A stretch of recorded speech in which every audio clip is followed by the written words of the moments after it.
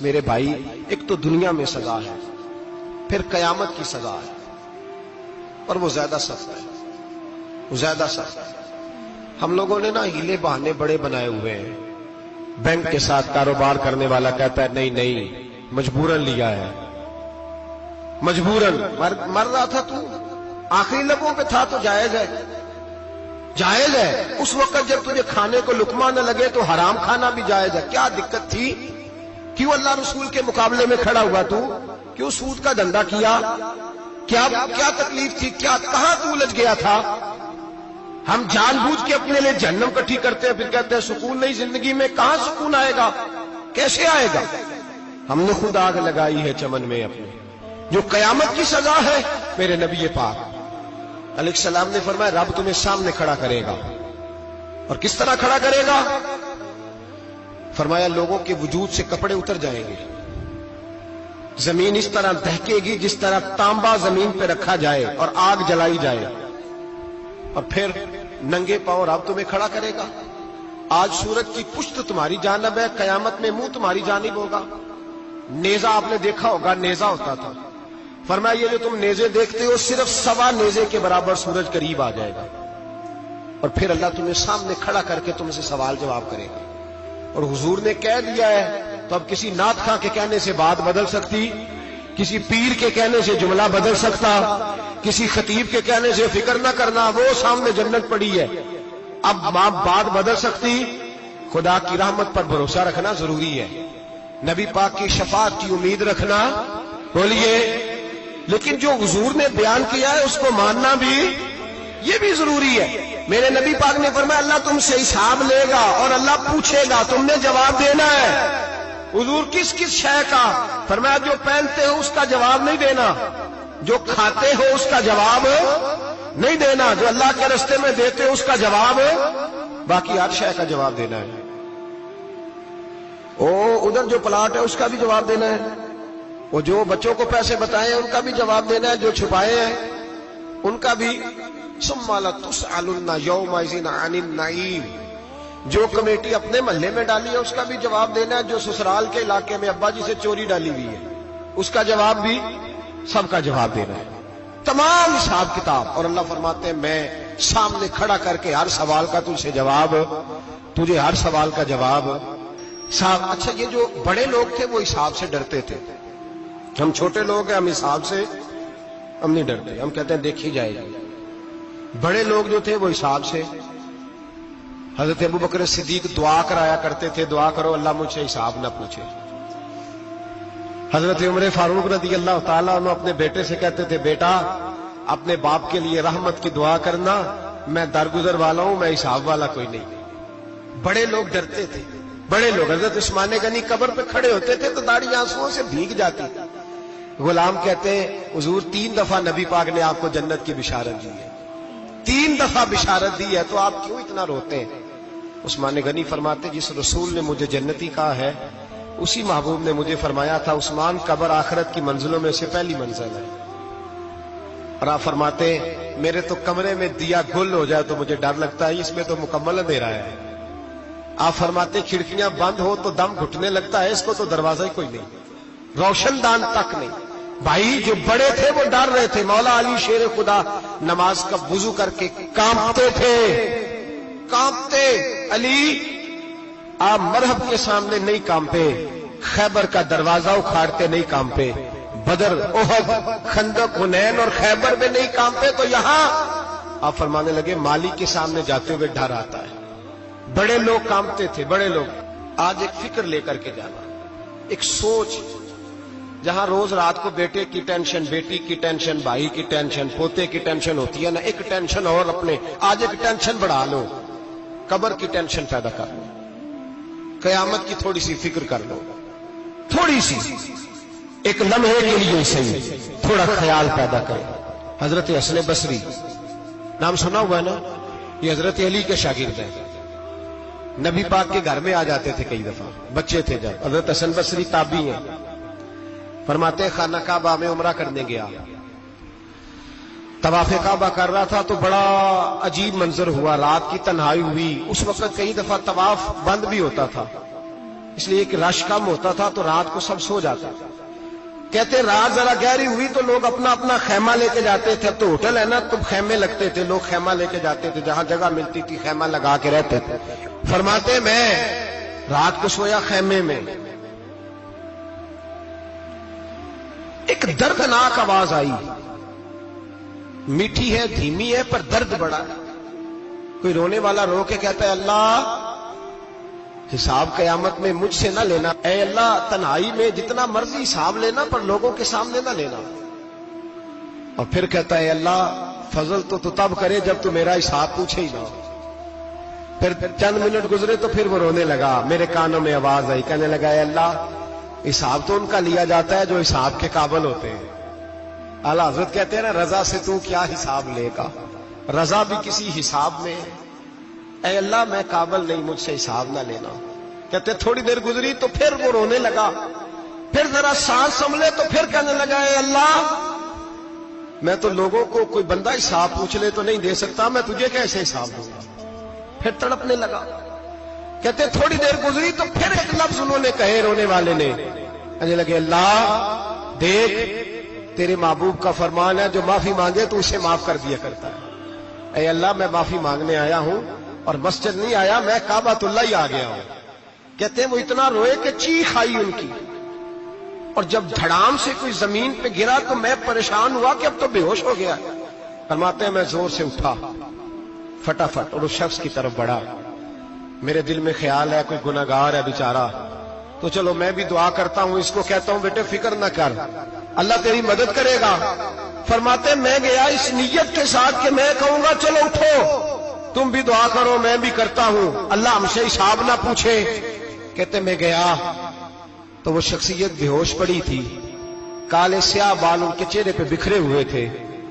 کہتے لوگوں جب میں نے زلفیں ہٹائیں چہرے سے تو میرا وجود کانپنے لگا آسمان ٹوٹ پڑے گا, زمین پھٹ جائے گی, ستارے بکھر جائیں گے, آج بہ جائیں گے سمندر.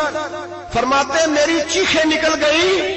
یہ کوئی گناہگار تو نہیں, یہ تو حضرت فاطمہ کے پوتے امام زین العابدین ہے, یہ تو امام حسین کا وہ بیٹا ہے جو کربلا میں تنہا بچے تھے. فرماتے میں امام کا چہرہ دیکھا تو بھاگ کے آیا اور میں نے اپنی داڑھی ان کے پیروں کے ساتھ مس کی اور میں نے کہا حضور اٹھیے.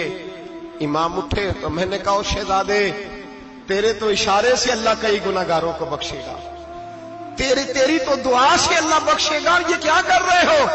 امام زین العابدین کہنے لگے حسن بصری ادھر آ یار, ادھر آؤ بزرگ ہو, میرے دادا کے پاس رہنے والے ہو, میں نے نا آج ہی سنا ہے کہ اس کا عذاب بڑا سخت ہے, آؤ میرے لیے دعا کرو, اللہ پاک مجھ سے حساب نہ پوچھے. کہا حضور نہ کریں.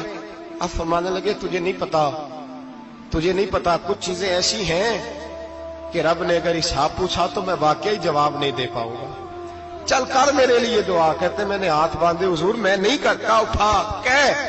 فرماتے میں نے ہاتھ اٹھائے, میں نے کہا اے اللہ تیرے رسول کا شہزادہ ہے, یہ تیرے رسول کا شہزادہ ہے, یہ کہہ رہا ہے تو فضل کر. وہ بھائی جو بڑے تھے وہ تو تڑپتے تھے, سسکتے تھے. ابو علی ہیتی کہتے خانہ کعبہ میں پتھر پہ سر رگڑ رگڑ کے کوئی بوڑھا کہہ رہا تھا اے اللہ اول تو حساب نہ لینا, اور اگر لینا تو مجھے اندھا کر کے اٹھانا, میں تیرے نیک بندوں کے سامنے شرمندہ نہیں. اقبال رو پڑے. اقبال کچھ لوگوں نے لکھا ہے یہ آخری ربائی ہے ڈاکٹر اقبال کی, آخری. اس کے بعد شاید اس نے کلام نے کچھ سیرت نگاروں کا خیال ہے. اقبال مدینے کی طرف منہ کر کے کہنے لگے تو غنی از ہر دو عالم من فقیر, اللہ تو غنی ہے میں تو فقیر ہوں. روز محشر عذر ہائے من پذیر, اے اللہ اول تو میرا کوئی عذر قبول کر لینا محشر کے دن, اور اگر نہ کرنا ہوا اگر تمہیں بینم حسابم نہ گزیر, اگر ضرور ہی میرا حساب لینا ہے اے اللہ اگر تو نے ضرور لینا ہے, اے اللہ اگر ضرور ہی لینا حساب اول تو میرا عذر مان لینا, میری کمزوری پہ رحم کرنا. اے اللہ میرے بڑھاپے پر میری کمزوری پر رحم کرنا, اگر ضرور حساب لینا ہے از نگاہ مصطفیٰ پنہا بغیر, تو اے اللہ ذرا حضور کی نگاہوں سے اوجل کر کے لینا. اے اللہ مجھے شرم آئے گی, میرے مصطفیٰ کریم فرمائیں گے میں تو تجھے ہر بات سمجھا کے آیا، ایک ایک جگہ تیری رہنمائی کر کے آیا، تو کیسے عمل کما، ذرا اوصل کر کے از نگاہ مصطفیٰ پنہا بغیر، ذرا حضور کی آنکھوں سے اوجھل کر کے سائیڈ پہ کر کے لینا، میں برداشت نہیں کر پاؤں گا۔ حضرت وہ علی ایتی کہتے ہیں بابے نے سر رکھا ہوا ہے اور کہتے ہیں اللہ مجھے اندھا کر کے اٹھانا، فرماتے میں گیا، میں نے کہا چلو میں دعا کرتا ہوں جا کے، فرماتے جب میں نے جا کے بزرگوں کی کمر پہ ہاتھ رکھا، ان کا چہرہ دیکھا تو یہ کوئی گناہگار تو نہیں، یہ تو بغداد کے پیر عبد القادر جیلانی ہے۔ حضرت خواجہ معین الدین اجمیری رحمت اللہ علیہ خواجہ قطب الدین بختیار کاکی کو تنہائی میں بلا کے کہنے لگے معین الدین سید زادہ ہے، معین الدین حضور کے خاندان میں پیدا ہوا ہے، معین الدین سے اس کے پیر کو بڑی امیدیں تھیں، معین الدین کو رسول پاک نے ہندوستان بھیجا تھا، پر قطب الدین یار معین الدین تبلیغ کا حق نہیں ادا کر سکا۔ حضرت خواجہ قطب الدین کہنے لگے حضور 90 لاکھ تو مسلمان کر دیے، اور کیا حق تھا؟ فرمایا نہیں، جب تو تہجد کی نماز پڑھے نا بیٹا اپنے لیے دعا مانگنا تو خدا سے کہنا مولا میرے پیر کی کوتاہیاں معاف کر، وہ جس اعزاز کا تھا وہ کام نہیں کر سکتا، جو بڑے تھے ان کی تو باتیں بڑی تھی، یہ جو ہم چھوٹے آئے ہیں نا نئے، ٹکٹیں دیتے پھرتے ہیں، ٹکٹیں، بے نمازی جاہل ان پڑھ پیر ٹکٹیں بانٹتا ہے لوگوں کو، تو بھی بخشا ہے تو بھی بخشا ہے۔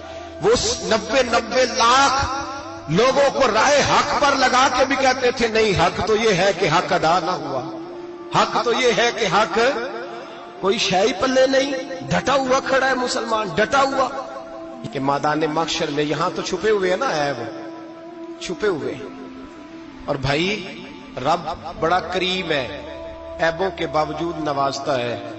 میرا دعویٰ یہ ہے اگر ہمارے عیب کھل جائیں، لوگ ہمیں دھرتی پہ جینے نہ دیں، لوگ جینے نہ دیں، نکال دیں، اپنے بھی ہمیں برداشت نہ کریں، یہ تو اس کا کرم ہے۔ پتہ سارا ہے سردار مکیتیاں دا، پردہ چپایا ہی تیرا بھلا ہو سی، وامتاز اليوم ایھا المجرمون، اللہ فرمائے گا مجرم باہر آ جائے، یا اللہ کیا ہوگا؟ جب سوال جواب ہوں گے تو رب فرماتے ہیں تیری زبان پہ مور لگا کے بند کر دوں گا، تیرے ہاتھ بولیں گے، پیر بولیں گے، سر بولے گا، پیٹ بولے گا۔ اس وقت کی فکر پیدا کریں، ٹینشن پیدا کریں، وقوع قیامت حق ہے، اور باندھ کے نا لوگ پیر باندھ کے زور کے ساتھ باندھتے، سگا بیٹا جب قبر میں دفن کرتا ہے نا تو بھی کہتا وہ کونا، یہ کونا تھوڑا سا مٹی کم ہے، یہاں بھی مٹی ڈالو۔ پہلے لوگ روزانہ جاتے ہیں، پھر ہفتے کے بعد، پھر مہینوں بیت جاتے ہیں۔ کچھ قبریں ایسی بھی ہیں جن پہ کھڑے ہوں تو لگتا ہے قبریں رو رہی ہیں اور کہتی ہیں جاؤ میرے گھر والوں سے جا کے کہو کوئی پھیرا ہی لگا جائے، وہ ایک دفعہ آئے تو صحیح، کوئی مٹی نہیں ڈالتا۔ بادشاہوں کی قبریں روتی ہیں، سرمایہ داروں کی قبریں روتی ہیں، کوئی جاتا نہیں، اتنے موٹے سوراخ ہے قبروں میں، آپ اپنے شہر کے قبرستان پھر کے دیکھ لیں، سوراخ ہے۔ او بھائی حضرت مولا علی شیر خدا قبرستان گئے تو پہلے رونے لگے، پھر کہنے لگے قبروں والوں کیا حال ہے تمہارا؟ تو آپ فرماتے ہیں مردہ مجھے اندر سے بول کے کہنے لگا علی کفن پھٹ گیا، ہڈیاں ٹوٹ گئی، مال تو دے آئے تھے وارثوں کو پر حساب ہمیں دینا پڑ رہا ہے، تو بتا پیچھے کیا حالات ہیں؟ تو حضرت علی کہنے لگے تمہاری بیویوں نے اور نکاح کر لیے، تمہارے دوستوں نے نئے دوست بنا لیے، تمہاری اولادوں نے تمہارے بغیر جینا سیکھ لیا، تمہاری جائیدادیں بٹ گئیں، تمہارا پیسہ تقسیم ہو گیا، پہلے تو کوئی تمہارا نام لیتا تھا، اب تو تمہارا ذکر ختم ہو گیا ہے، اب تو 1-2 نسل تک تمہارا ذکر تھا، اب تو تمہیں یاد ہی کوئی نہیں کرتا۔ کہتے ہیں لوگ یہاں کوئی رہا کرتا تھا، یہاں کوئی ہوا کرتا تھا، اب تو تم قصہ پارینہ، قصہ ماضی ہو گئے، حساب کا وقت قریب ہے، قریب آ گیا وقت۔ اللہ فرماتے ہیں اقترب للناس حسابهم وهم فی غفلۃ معرضون، فرمایا حساب کا وقت قریب آ گیا ہے تو ابھی بھی غافل ہے۔